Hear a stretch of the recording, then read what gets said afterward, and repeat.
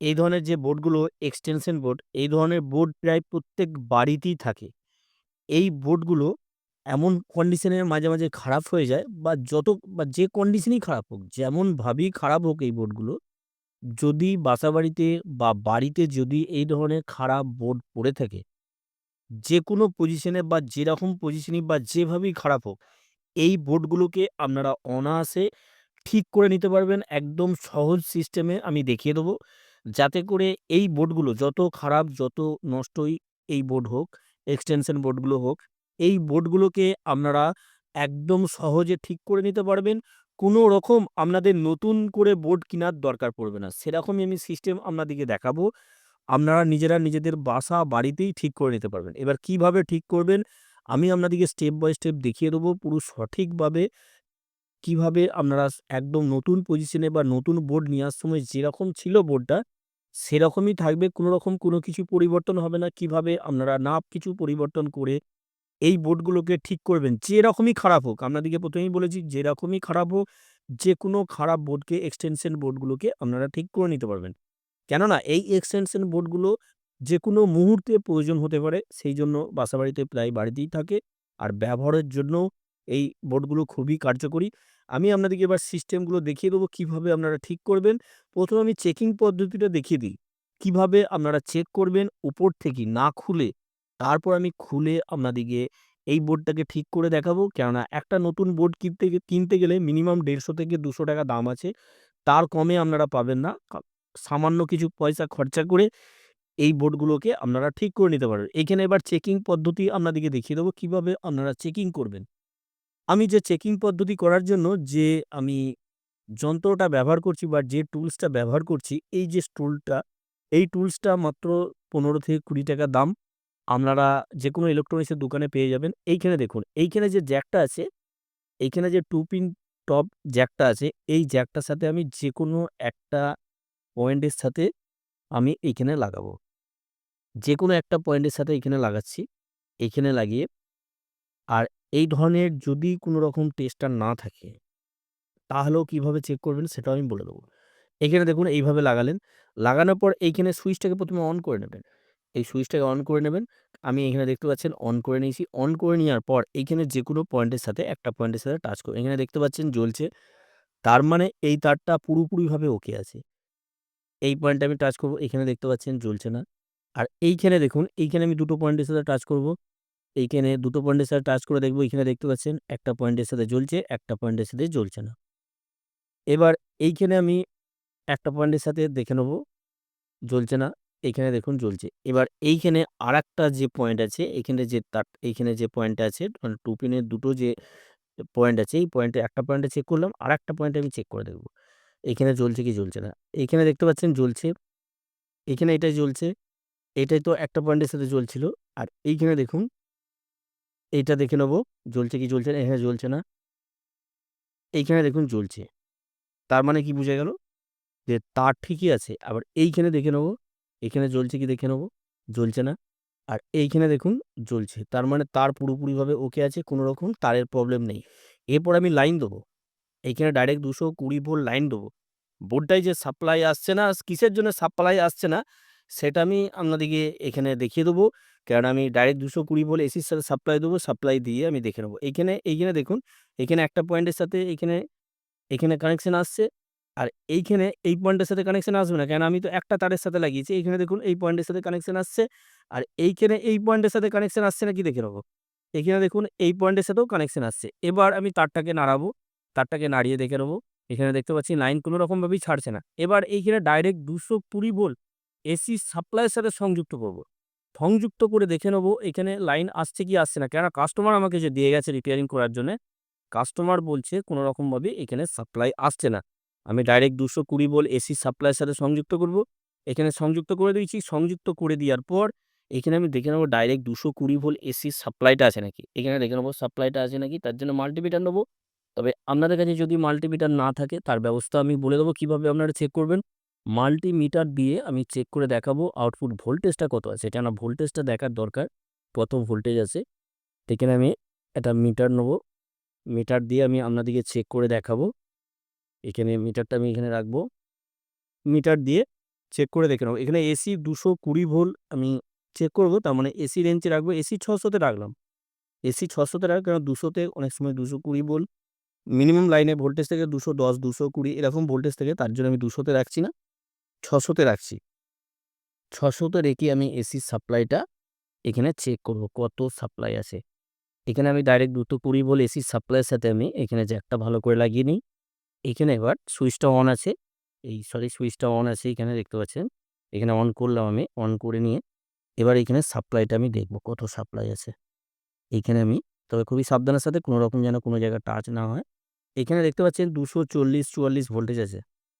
তার মানে পুরোপুরিভাবে ওকে আছে। এখানে সমস্যাটা কি? এখানে সমস্যাটা ইন্ডিকেটর। আমি আবার সুইচটা বন্ধ করে আপনাদেরকে দেখিয়ে দিই। এখানে আমি ভালো করে এখানে কোনো রকম যেন হাত না লাগে। এখানে দেখুন ভোল্টেজটা তো আশা করি আপনারা দেখতে পাচ্ছেন। এখানে দেখুন, এখানে দেখতে পাচ্ছেন। এবার আমি সুইচটা বন্ধ করব। সুইচটা বন্ধ করে দেখে নেব। এখানে দেখতে পাচ্ছেন ভোল্টেজ পুরো আউট হয়ে গেছে। এখানে দেখুন আমি অন করছি, তখন ভোল্টেজ আছে। এখানে চার্জারটা এবার আমি এইখানে লাগাবো। একটা যেকোনো চার্জার লাগাবো। সাপ্লাইটা ঠিকঠাক আসছে নাকি দেখে নেব। তার জন্য একটা আমি চার্জার এখানে ব্যবহার করব। এইখানে দেখতে পাচ্ছেন অফ আছে এখন। আমি অন করছি। এখানে দেখতে পাচ্ছেন পুরোপুরিভাবে এলইডি ইন্ডিকেটর জ্বলছে। এখানে বন্ধ করলাম।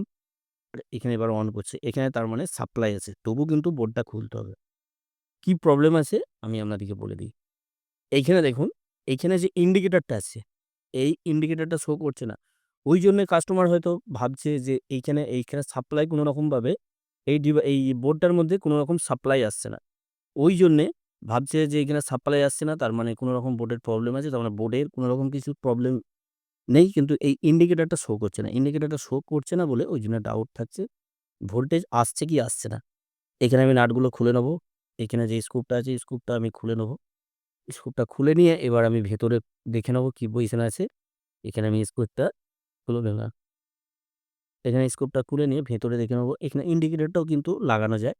এবার কিভাবে ইন্ডিকেটরটা লাগাবেন সেটাও আমি দেখিয়ে দিচ্ছি, বা এখানে আরো যদি কোনো সমস্যা আছে সেটাও আমি দেখে নেব। এখানে আমি তারগুলোকে খুলে নিলাম। তারগুলোকে খুলে নিয়ে এইখানে স্ক্রু সেভাবে কিছু দেয় না। এখানে লক আছে। এখানে দেখতে পাচ্ছেন অনেক সময় এরকম আপনাদেরও থাকতে পারে। এখানে লক আছে। এই লকগুলোকে আমি খুলে নেব।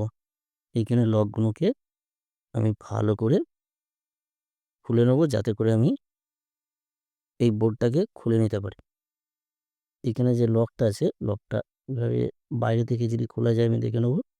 তো আপনারা দেখবেন কিভাবে কি খোলা যাচ্ছে। যেভাবে খোলা যাবে সেইভাবে বাইরে থেকে খোলা যাচ্ছে দেখতে পাচ্ছেন। এখানে বাইরে থেকে এইভাবে কোনো ওপেনার দিয়ে বা স্ক্রুড্রাইভার দিয়ে এইভাবে সুন্দরভাবে খুলে নেবেন। পুরো আপনাদের ৳200 বেঁচে যাবে। কেননা এইখানে আরো আমি কিছু কন্ডিশন দেখাবো এটা খোলার পর, যে কি প্রবলেম হতে পারে। অ্যাডভান্স যে প্রবলেমগুলো বলে দেবো। এই প্রবলেমগুলো হতে পারে। আপনাদের বাসাবাড়িতে যখন এই প্রবলেমগুলো হবে আপনারা অনায়াসে রিপেয়ারিং করে নিতে পারবেন। এখানে দেখুন, এখানে কানেকশনটা আপনাদেরকে দেখিয়ে দিই। এইখানে একটা কানেকশন আসছে সুইচ ভায়া হয়ে এইখান দিয়ে দেখুন এইভাবে কানেকশন হয়ে গেছে। এখানে প্যারালাল কানেকশন হয়েছে। কোনো রকম সিরিজ কানেকশন না। এখানে প্যারালাল কানেকশন হয়েছে দেখতে পাচ্ছেন। এখানে ছাড়িয়ে গেছে কানেকশনটা। এইখানে যদি কোনো তার যদি ওপেন হয়ে থাকে তাহলে কিন্তু কোনো রকমভাবে কানেকশন যাবে না বা কোনো ডিভাইস চালাতে পারবেন না। এখানে দেখুন এই তারগুলো এইভাবে কানেকশন হয়েছে। এইখানে যে এই তারটা এসছে, এই তারটা এইখান থেকে এইখানে এসছে, এইখান থেকে এইখানে এসছে। এইভাবে কানেকশনগুলো হয়ে গেছে। এবার এইখানে যে এলইডিটা আছে, এই এলইডিটা জ্বলছে না। তার মানে ইন্ডিকেটর শো করছে না। এইখানে দেখতে পাচ্ছেন ইন্ডিকেটর শো করছে না। তার মানে এইখানের সাথে একটা কানেকশন আছে।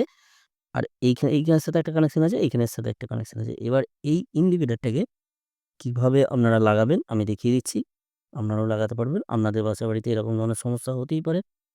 তার জন্য আমি দেখিয়ে দিচ্ছি। কেননা অনেক বাড়িতে আবার এই ধরনের বোর্ড আছে ঠিক আছে, কিন্তু ইন্ডিকেটর কোনো রকমভাবেই শো করে না। কেননা ইন্ডিকেটর শো করা অবশ্যই দরকার। আমি আপনাদিকে লাগিয়ে দেখিয়ে দিচ্ছি কিভাবে আপনারা ইন্ডিকেটর লাগাবেন। এখানে 3 ভোল্ট আমি একটা এলইডি নিয়েছি। এখানে দেখতে পাচ্ছেন। আর এইখানে আমি একটা রেজিস্ট্যান্স নিয়েছি। এই রেজিস্ট্যান্সটা আমি যেকোনো একটা লেগের সাথে এইখানে যেকোনো একটা লেগের সাথে এইভাবে আমি পেঁচিয়ে নেব। যাতে করে আমার কাজটা করতে সুবিধা হয়। তার জন্য আমি এইখানে ভালো করে পেঁচিয়ে নিচ্ছি। পেঁচিয়ে নিয়ে এবার এইখানে এই রেজিস্ট্যান্সটা ভালো করে আমি পেঁচিয়ে নিচ্ছি। এখানে দেখতে পাচ্ছেন। এখানে এলইডির এই জায়গাটা পেঁচিয়ে নিচ্ছি। যেকোনো একটা লেগের সাথে ভালো করে পেঁচিয়ে নেবেন। ভালো করে পেঁচিয়ে নেওয়ার পর এই জায়গাটা আমি সোল্ডারিং করে নেবো। কেন সোল্ডারিং না করলে শুধু পেঁচিয়ে দিলে হবে না, সোল্ডারিং করে নিতে হবে। সোল্ডারিং না করলে আবার রেজিস্ট্যান্সগুলো খুলে যাবে, তার জন্য অবশ্যই আপনারা সোল্ডারিং করে নেবেন। এবার সোল্ডারিং করে এবার দেখিয়ে দেবো আপনাদেরকে কিভাবে আপনারা এই এলইডিটাকে, ইন্ডিকেটর এলইডিটাকে লাগাবেন। এইখানে দেখুন, এইখানে যে এই যে এলইডিটা নিয়েছি আমি, এই এলইডিটাকে এইভাবে আমি ভালো করে মজবুত করে সোল্ডারিং করব। কেননা কোনো রকমভাবে যেন না খুলে যায়। এইখানে এবার সোল্ডারিং করার জন্য এইখানে দেখুন এই ধরনের এইভাবে ধরবেন। ধরার পর আমি আপনাদেরকে দেখিয়ে দিচ্ছি কিভাবে আপনারা সোল্ডারিংটা করবেন। কেননা সোল্ডারিং করার সময় অনেক সময় সমস্যা হয়। তবে সবচেয়ে ভালো হয় স্ট্যান্ড দিয়ে যদি করা হয় সোল্ডারিং, সবচেয়ে বেটার হয়। স্ট্যান্ড দিয়ে না হলেও এইভাবে সোল্ডারিং করবেন। সোল্ডারিং করা হয়ে গেল। সোল্ডারিং করার পর এইখানে এলইডিটাকে ভালো করে এইভাবে এই জায়গায় লাগিয়ে নেবেন। লাগিয়ে নেওয়ার পর এইখানে যে আমি যে রেজিস্ট্যান্সটা লাগিয়েছি, এই রেজিস্ট্যান্সটা এইভাবে এইখানে রেখে এইখানে আমি সোল্ডারিং করব। কেননা কোনো রকম কোনো তারের সাথে যেন টাচ না হয়ে যায়। টাচ হলে কিন্তু তাহলে কোনো রকমভাবেই কাজ হবে না। এইখানে আমি ভালো করে সোল্ডারিং করব। এখানে সোল্ডারিং করে এখানে চিমটি দিয়েও ধরতে পারেন বা হাতে করে, হাতে অনেক সময় গরম লেগে যাওয়ার সম্ভাবনা বেশি থাকে। তার জন্য আপনারা চিমটি দিয়েও এই কাজটা করতে পারবেন। এতে কোনো রকম সমস্যা হবে না। এইখানে সোল্ডারিংটা করে নেব। সোল্ডারিংটা করে নিলাম। করে নেওয়ার পর এবার যে কাজটা করতে হবে, এইখানে দেখুন, এইখানে যে একটা তার আছে, এই তারটাকে ভালো করে কেটে নেব। এবার দেখুন, এইখানে যে আমি এলইডিটা লাগিয়েছি, এই এলইডিটার একটা পয়েন্ট এখনো খালি আছে। এই একটা পয়েন্ট কি করবেন? একটা ছোট তার নেবেন। তার নিয়ে এখানে আমি একটা তার নিচ্ছি। তার কেটে নিয়ে আমি এইখানে এলইডির সাথে ভালো করে সংযুক্ত করে নেব। এইখানে তারটাকে ভালো করে ছিলে নেব। ছিলে নিয়ে তারপরে আমি লাগিয়ে দিচ্ছি। এখানে একটা তার তো রেজিস্ট্যান্স দিয়ে জুড়ে নিয়েছি, আমি দেখতে পাচ্ছেন। এবার এই তারটাকে আরেকটা পয়েন্টের সাথে ভালো করে কানেকশন করে দেবো। তারটাকে আমি ভালো করে ছিলে নিই। ছিলে নিয়ে, কেননা এইগুলো মোবাইলের যে কর্ডগুলো থাকে অতি পেয়ে যাবেন। এই তারগুলো নতুন করে কেনার দরকার পড়বে না। এখানে ভালো করে আমি পেস্ট লাগিয়ে নেব। পেস্ট লাগিয়ে নিয়ে, কেননা এই ধরনের যে এক্সটেনশন বোর্ডগুলো থাকে বেশিরভাগ ক্ষেত্রে ইন্ডিকেটরগুলো নষ্ট হয়ে যায়। ইন্ডিকেটরগুলো কিভাবে জ্বালাবেন আমি আপনাদেরকে দেখিয়ে দিচ্ছি।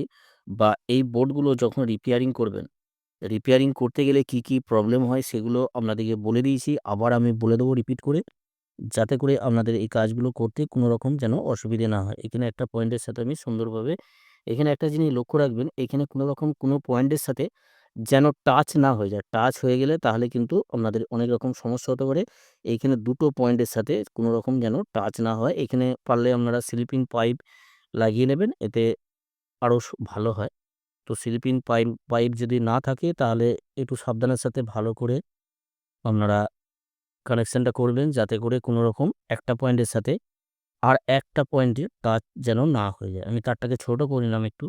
আপনাদের সুবিধা মতন আপনারা এই কাজটা করতে পারেন। এতে কোনো রকম অসুবিধে নেই। এবার তারটাকে আমি ছিলে নিলাম। ছিলে নিয়ে এখানে আমি পেস্ট লাগিয়ে নেব। পেস্ট লাগিয়ে নিয়ে একটু রাং লাগিয়ে নেব। কেননা তাহলে সোল্ডারিং করতে অনেকটা সুবিধা হবে। এখানে আমি রাংটা লাগিয়ে নিলাম। রাংটা লাগিয়ে নেওয়ার পর এইখানেও আমি একটু পেস্ট লাগিয়ে নেব। এই জায়গাটায় পেস্ট লাগিয়ে নেব। তার মানে আমি কোথায়, কোথায় লাগাচ্ছি দেখুন। এখানে কানেকশনটা যে করছি, কানেকশন একবারে বিচ্ছিন্ন হয়ে গেলে কিভাবে বুঝবেন? এইখানে যে পয়েন্টটা, দুটো পয়েন্ট যে এসি সাপ্লাই আসছে, এসি সাপ্লাইয়ের মধ্যে একটা পয়েন্টের সাথে ডাইরেক্ট সরাসরি জুড়ে দিচ্ছি। আর একটা পয়েন্ট যে সুইচ ভায়া হয়ে আসছে, সুইচের উল্টো পিঠে আমি কানেকশনটা করছি। এইভাবেই আপনারা কানেকশনটা করবেন। এখানে আমি আরেকবার দেখিয়ে দেবো আপনাদেরকে। এখানে আমি এবার সোল্ডারিংটা করে দিচ্ছি। এবার আপনাদের অনেক সময় কি হয়, এইখানে যে তারটা আছে, এক্সটেনশন বোর্ডের যে তারটা আছে, তারটা হয়তো খারাপ হতে পারে। অনেক সময় তারটাও ওপেন হয়ে যেতে পারে। কিভাবে চেক করবেন সেটা আমি দেখিয়ে দিয়েছি আপনাদেরকে ভিডিওর ১ম এই। ওইভাবে চেক করবেন। বাকি যে এখানের পয়েন্টগুলো যদি ছেড়ে যায়, এইখানে পয়েন্টগুলো যদি ছেড়ে যায় সেটাও কিভাবে আপনারা চেক করবেন। এইখানে যে পয়েন্টগুলো ছেড়ে যেতে পারে, এখানে পয়েন্টগুলো ছাড়তে পারে। সেক্ষেত্রে আপনারা এই পয়েন্টগুলো সোল্ডারিং করে দেবেন। তার মানে এক কথাই হচ্ছে আপনাদেরকে কোনো রকমভাবে নতুন বোর্ড কেনার দরকার পড়বে না। একমাত্র যদি ভেঙে একদম নষ্ট হয়ে যায় সেটা আলাদা ব্যাপার। না হলে কিন্তু এই বোর্ডগুলো আপনারা অনায়াসে রিপেয়ারিং করতে পারবেন। এবার আমি লাগিয়ে দেবো। লাগিয়ে দিয়ে আপনাদেরকে টেস্ট করে এখানে দেখিয়ে নেবো সোল্ডারিং করাটা ঠিকঠাক হয়েছে নাকি, কোনো রকম তার-ফার কেটে আছে নাকি সেটা দেখার দরকার। এইখানে আমি দেখে নেবো চিমটি দিয়ে ভালো করে না ঠিকই আছে। এই জায়গাটাও আমি লাগিয়ে দিয়েছি ভালো করে। এখানে রেজিস্ট্যান্স লাগিয়ে দিয়েছি। এবার রেজিস্ট্যান্সের মানটা কত? কত মানের রেজিস্ট্যান্স লাগাবেন এখানে? ডাইরেক্ট 220 ভোল্ট এসি ভোল্ট থেকে 3 ভোল্ট যখন এলইডি জ্বালানো হচ্ছে, কেন ডাইরেক্ট 220 ভোল্ট এসি সাপ্লাইয়ের সাথে কোনো রকমভাবেই জ্বালানো যাবে না। তার জন্য একটা রেজিস্ট্যান্স থাকে, রেজিস্ট্যান্সটা কত মানে লাগিয়েছি, এখানে আমি 100K কোয়ার্টার ওয়াট লাগিয়েছি। আপনারাও 100K কোয়ার্টার ওয়াট লাগাবেন। এখানে যদি হাফ ওয়াট লাগান তাহলেও কোনো রকম সমস্যা নেই। আমি একবার দেখে নেবো এবার জ্বলছে কি জ্বলছে না। এখানে আমি আটার আগে আপনাদেরকে দেখিয়ে দিই, কেননা আটার পর আপনারা হয়তো বলবেন যে কোনো কিছু ভেতরে কোনো কিছু করা আছে। এখানে আমি ওপেন দেখিয়ে দিচ্ছি আপনাদেরকে। এখানে আমি এবার ডাইরেক্ট 220 ভোল্ট এসির সাপ্লাইয়ের সাথে সংযুক্ত করব। এখানে সংযুক্ত করে দেখে নেবো এখানে এলইডিটা জ্বলছে কি জ্বলছে না। এখানে দেখতে পাচ্ছেন এলইডিটা পুরোপুরিভাবে জ্বলছে। এবার সুইচটা বন্ধ করব। বন্ধ করে দেখে নেবো বন্ধ হচ্ছে কি হচ্ছে না। এখানে দেখতে পাচ্ছেন বন্ধ হয়ে গেল। এবার যেমন খোলা যেমন বন্ধ যেমনভাবে আমি খুলেছিলাম সেইভাবেই খুলে যেমনভাবে আমি অ্যা এই এক্সটেনশন বোর্ডটা খুলেছিলাম সেইভাবেই আমি লাগিয়ে নেবো। এখানে দেখতে পাচ্ছেন লক আছে। কোনো ক্ষেত্রে স্ক্রু থাকতে পারে। এখানে এইভাবে শীতকাল একটু কড়া থাকে, তো একটু চাপ দিয়ে ভালো করে লাগাবেন।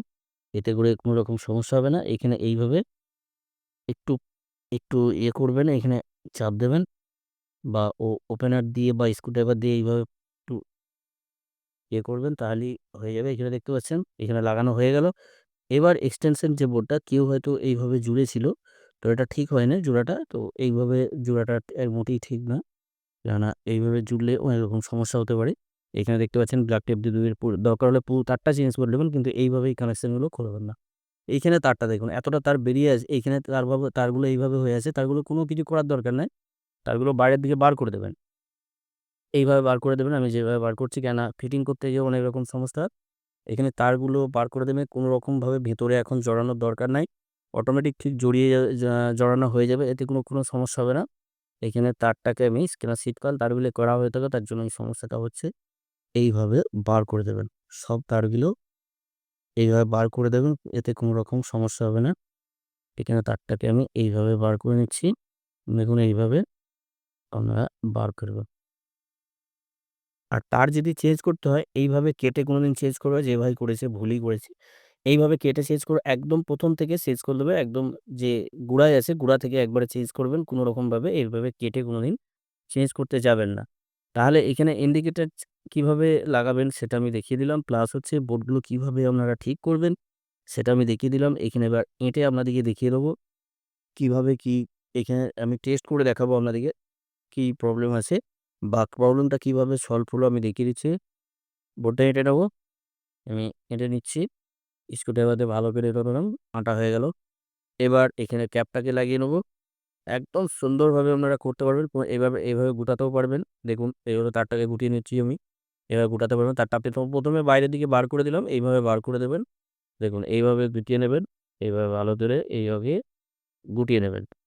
তারটাকে গুটিয়ে নেবেন। এতটা তার যদিও দরকার নেই বাইরে বার করা। এইভাবে গুটিয়ে নেবেন। এইভাবে গুটিয়ে নেওয়ার পর এবার আমি আরেকবার টেস্ট করে আপনাদেরকে দেখাবো। এই প্রবলেমটা পুরোপুরিভাবে সলভ হলো কি হলো না। এইখানে আমি ডাইরেক্ট ২২০ ভোল্ট এসির সাপ্লাইয়ের সাথে আমি সংযুক্ত করব। এখানে সংযুক্ত করে দেখে নেবো। এখানে দেখতে পাচ্ছেন পুরোপুরিভাবে ইন্ডিকেটর জ্বলছে। এখানে অফ করব। এটা পুরোপুরিভাবে ওকে, কোনো রকম সমস্যা নাই। তার মানে এইখানে ইন্ডিকেটর জ্বলছিল না বলে ওই জন্য কাস্টমার ভাবছিল এখানে কোনো রকমভাবে সাপ্লাই আসছে না। তার মানে এখানে কোনো রকমভাবে ডিভাইস হয়তো লুজ হচ্ছিল। এখানে সাপ্লাই পুরোপুরিভাবে আসছে। এখানে আমি চার্জারটা আরেকবার লাগিয়ে আপনাদেরকে দেখিয়ে দেবো এটা ঠিক হলো কি হলো না। এখানে চার্জারটা লাগালাম। এখানে দেখতে পাচ্ছেন এখানে ইন্ডিকেটর শো করছে। এখানে বন্ধ করলাম। পুরোপুরিভাবে ইন্ডিকেটর বন্ধ হয়ে যাচ্ছে। আবার আমি অন করব। এখানে দেখতে পাচ্ছেন পুরোপুরিভাবে ইন্ডিকেটর জ্বলে গেল। তার মানে পুরোপুরিভাবে এই এক্সটেনশন বোর্ডগুলো আপনারা ঠিক করে নিতে পারবেন যত খারাপই হোক। আশা করি আপনারা বুঝতে পেরেছেন। ভিডিওটা যদি ভালো লাগে অবশ্যই একটা লাইক করে দেবেন, শেয়ার করে দেবেন আপনাদের বন্ধু-বান্ধবদেরকে। আপনারা সকলেই ভালো থাকবেন, সুস্থ থাকবেন, নিজের খেয়াল রাখবেন। ওকে, থ্যাংক ইউ, ধন্যবাদ।